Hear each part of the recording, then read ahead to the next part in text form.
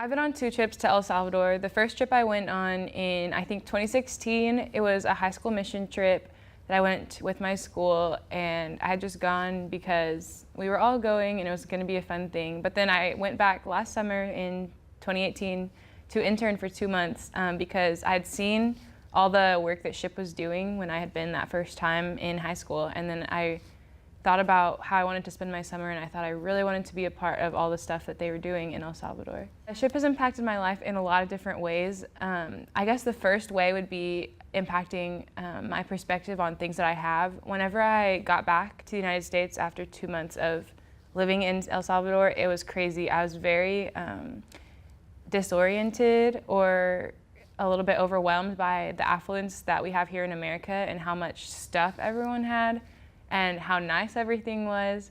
And so it was crazy to compare how people in El Salvador, or just even when I lived in El Salvador, how much stuff didn't really matter and how much things weren't important compared to in the United States. If you don't have the latest iPhone model, people are complaining, or I don't know. It's very different, and so that really impacted me, and realizing that stuff that I have isn't necessarily going to make me happy or make me feel successful, and like status and things and money doesn't really matter as much as people want to make you believe that, because there are so many people that I know personally in El Salvador that aren't impacted by those things, that when their basic needs are met, they're very happy and they don't worry about money or care to try to make more money or like grow in status whenever that's not what's important to them. I tutored a lot of the scholarship students. I worked a lot with the mission teams. I translated. I led worship. I taught Bible studies. I played lots of Uno, did a lot of dishes, made a lot of beds, and really anything that needed done, we were doing it.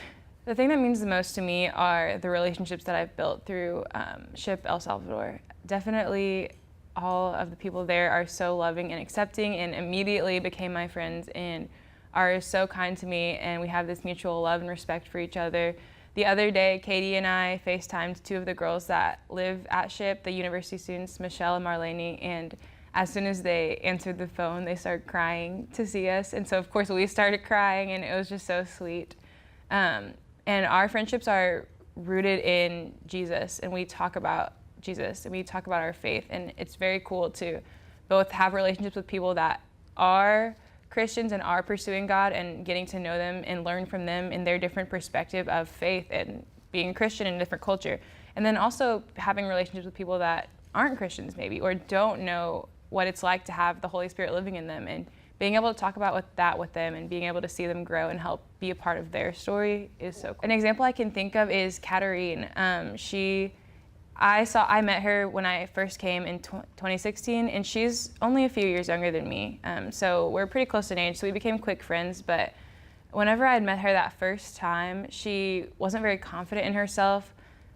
She talked a lot, but she was very energetic and very extroverted. If you know Katarine, she is so excited to see anybody, but she definitely didn't have a confidence that I now see in her, especially like since I've gone back and spent that 2 months and seen her every day, seeing how much she's grown in her relationship with God and how much that she has confidence now that God will protect her. Like, she'll tell me all the time that no matter what's going on, like she could be in tears, just upset about something, but she would always tell me, God's in control, like it's okay, God has me, and that's super cool. And also her eagerness to learn. We did a Bible study together, and we read through John, and it was so cool how excited she was. Like stories that we take for granted.